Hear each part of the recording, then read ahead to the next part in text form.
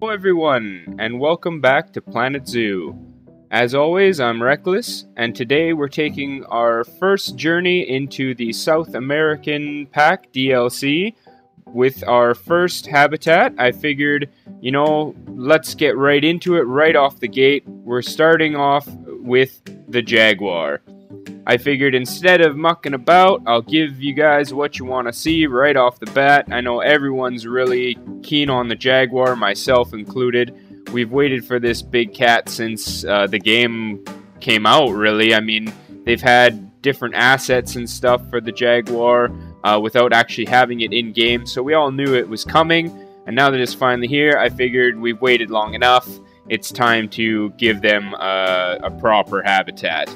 And I have to say, if you guys are on the fence about this new DLC, I would say go for it. It has a ton of new building pieces, but for me, as I'm sure you guys well know, I'm all about the scenery and the plant life and the new flowers and plants and the giant trees that they included in this DLC. It really sold me on it. I mean, obviously I was going to buy it anyway, but,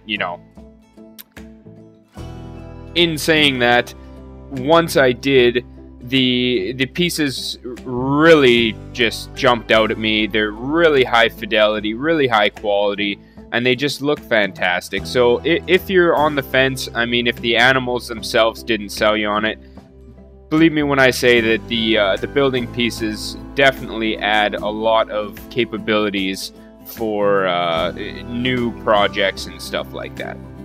I wanted to give our Jaguar habitat a mix of, trying out some of these new building materials, trying my hand at like the Central South American temple style. I don't think I did very good at it, but hey, it's my first crack.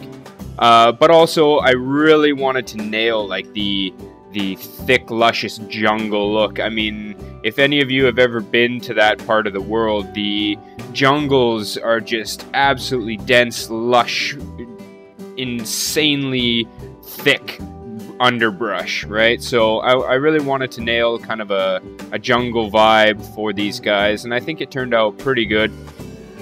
For my first habitat back from break, but also of the new DLC, I'm really happy with how it turned out. I think it looks really beautiful. And if you notice in the video there, I got a little surprise for you guys. I was able to breed a Black Panther. Now, let me tell you guys something, okay? I really, really feel for you guys that are doing franchise mode and you have to, deal with the cost involved in your franchise parks and all this stuff. It took me over 2,000 breeds, 2,000 babies to get a Black Panther. Now, of course, your results may vary. A friend of mine said they got one in under 200, so needless to say, I really hate them right now. But it took me 2,000 babies before I finally got a Black Panther. So, yeah, it can be a grind, let me tell you. If you've ever dealt with breeding in this game and you have to, wait for the babies to mature before you can sell them and blah, blah, blah, blah, blah, it was a process, right? And at one point I hit my game on fast forward and I just went and did some other stuff away from my computer, and I came back to like my fan going overboard. I nearly melted my PC. I had something like 800 babies in my little breeding area or something like that. It was absolutely madness.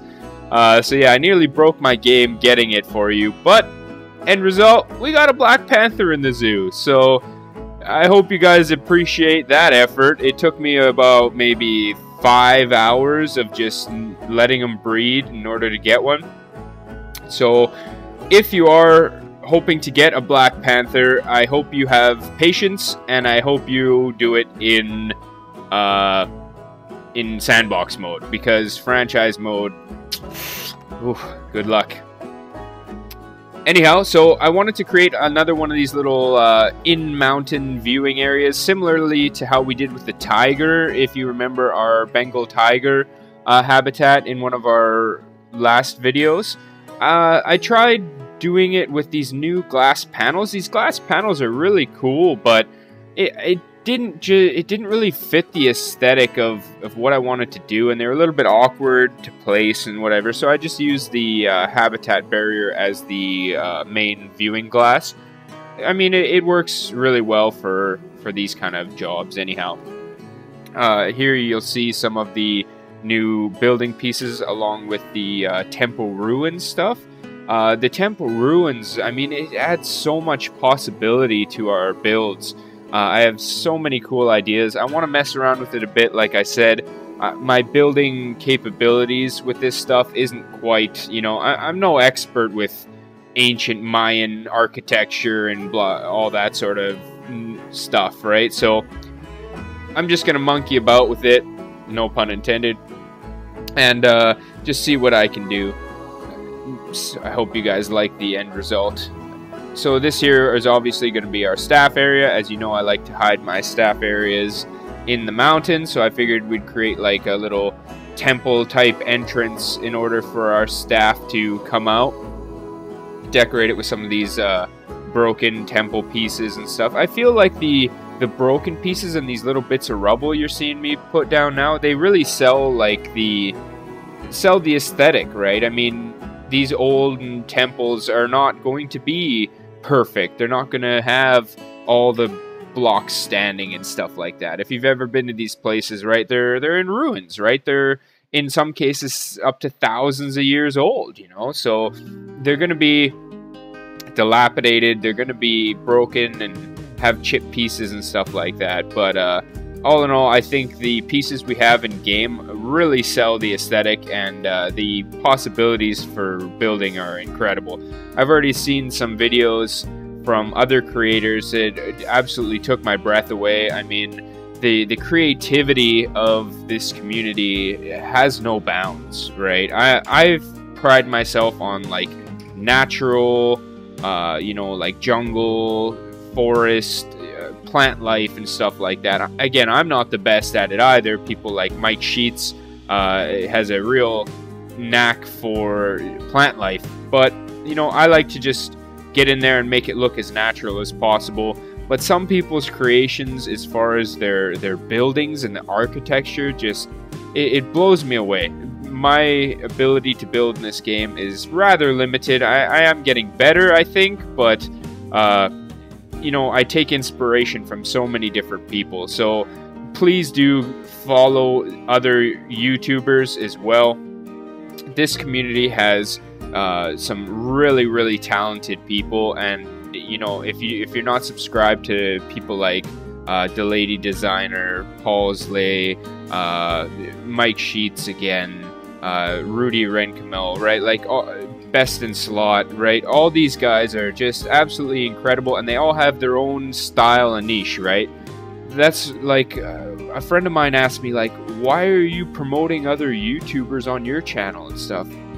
And I guess for me, it's just there's no competition, right? I mean, like this platform is not a competitive platform where if one person does better than others, then other people can't eat or something like that. You know what I mean? Like this is YouTube. I mean, it's a community that we grow here, and Planet Zoo has created a fantastic community of creators as well as fans. If you go on to the subreddit for Planet Zoo, everyone is super supportive of one another and their creations, and even people who are struggling with the game, people are quick to give advice. They're supportive of their design decisions, and the beautiful thing about this game that I find is there's so many ways to play this game. So you can't say that one person is better than the other, because my style is not the same as their style, and who's not the same as another one's style, right? It's all part of the community. So I don't believe that I shouldn't promote other people in my channel, because I want to see this game be successful for many years to come. And the only way that it's going to do that is if there's a following, right? So by all means, follow everybody, you know what I mean? Support the game. support the creators so you keep getting content that you like to see, and that's how we're gonna all enjoy it together, right? Anyway, I digress. As you're seeing in game now, these moss-covered rocks, these are the dynamic moss-covered rocks. If you'll notice, in the game, there are two kinds of moss rocks now, dynamic and just normal moss rocks. So these dynamic ones are really cool. They work similar to how the snow does, in the sense that, like, on the snow maps, if you have like a tree over a certain area, then underneath the tree won't have any snow. I'm sure you noticed that in like one of my snow videos. I think it was like the doll sheep or the polar bear. We figured that out together. But these moss-covered rocks, basically, whatever is exposed to the elements, if you will, like the top of the rock, that is going to have moss on it, and then the rest of the rock will not. So if you stack rocks, if you see this one here, on the sides, there's less moss than on the top, right? It's really, really cool how they work. And they're really beautiful to place in game. I like to... For this build, I stacked the dynamic moss rocks together with the tropical rocks, just to kind of give a contrasting look. So not every rock is covered in the moss, but it has a nice selection of it. So here in the video, I wanted to kind of create, like I said before, with the tiger habitat, or Bengal tiger habitat, a little viewing area for the guests, but also have it be outside of the habitat, right? I like to have my habitats be very natural and not have the guests be necessarily obtrusive to the animals. I don't know, it's just kind of my design decision, if you will. I know the animals don't really care, right? But it's just my thing. So by putting the viewing area in the offset, it kind of, you know, blends it into the scenery, if you will. These little tiki heads are super cool additions to the game. I love them. I'm going to be doing a lot more with the tiki heads and like the jungle type aesthetics in the upcoming videos, so make sure you stay tuned for that. I wanted to start with the Jaguar, just simply because, you know, it's the fan favorite. It's what everyone was hoping for. But also, you know, it's the closest thing to my channel icon, being our channel icon is a leopard, right? So I figured the Jaguar would be a good place to start, being that it's one of the few spotted big cats we have in game. Hopefully they will add more as we go. I'm sure Frontier will come around with more animal packs as it goes. A lot of the criticism with the DLC so far have been that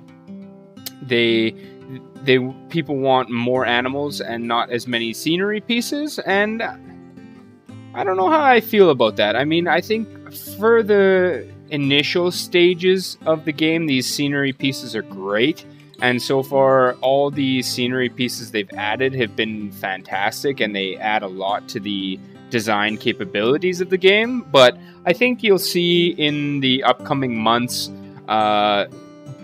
packs will be more animal focused. I mean, I could be wrong, but also you guys have to take into account that a scenery piece is just, you know, a graphic designer, if you will, like someone who creates the piece, but an animal will require animation work, you know, texture work, you know, everything, right? It has to have its own sounds, it has its own animations, right? So it's a lot more costly for them to create an animal. And I know a lot of them share the same skeletons and the same riggings and stuff, but they still, you know, each animal seems to have its own personality and at the very least its own skins, if you will, right? Like different color schemes and stuff like that. So I understand why animals take more resources, right? So I guess if you want larger animal packs, I think that people just have to be prepared that they're going to be more expensive, right? Like if it's 6 to 10 animals, that might be a lot more costly than the 4 animals and design pieces that we've been seeing. But all in all, I'm ecstatic to see what direction Frontier takes this game as far as what packs are released and stuff like that. Again, I hope that they go back and revisit areas that have a lot of animals already, you know what I mean? Like, not just new regions all the time. Like Africa, for example, right? Like, the game has an obscene amount of African animals already, but there's still some favorites that I think are missing, like meerkats and things like that, like a secretary bird, or even like little niche creatures and stuff like that. So let's hope they go back and add creatures even to zones that they have already. These little butterflies that you're seeing in game right now are the coolest addition of this pack, I think.